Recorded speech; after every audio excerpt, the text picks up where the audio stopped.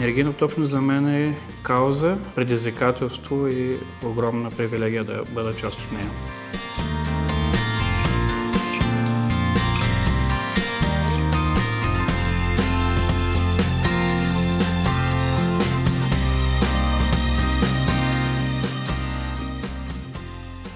Инициативата за енергийната общност е продукт на желанието да покажем, че не само на Запад, а и в Габрово има хора, които могат да работят заедно, да се обединят и да постигат своите цели.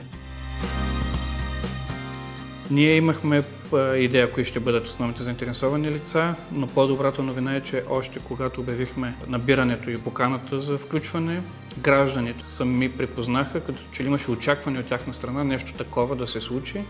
Оттам насетне другите като инсталатори, търговци се появиха с времето. Енергийните общности представят много ползи за участниците в тях. На първо време това е независимост. Независимост както от доставките на енергия, от доставчика на енергия, но също така от колебанията на цените, които наблюдаваме в момента на пазара. От друга страна, те носят възможност на гражданите реално да бъдат част от енергийния преход, да печелят от новите технологии, които в момента стават все по-достъпни и разбира се, не на последно място, това е възможността да спестим замърсяване и да ползваме енергия в точката на нейното производство.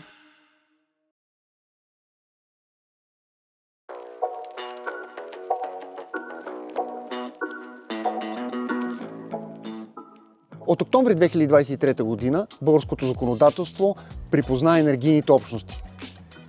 Това беше една огромна крачка в развитието на идеята, но за съжаление техническите детайли по развитието на енергийните общности не бяха включени в подзаконовите нормативни актове.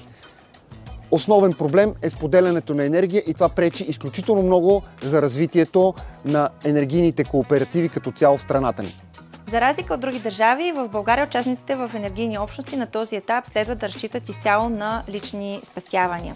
Трудно е да се получи кредитиране за толкова голяма група участници в подобен тип инвестиционен проект от една страна, а от друга страна, въпреки че са обявени планове за финансиране, както от национални, така и от европейски програми, като например Energy Community Facility, все още очакваме да разберем повече за условията и сроковете.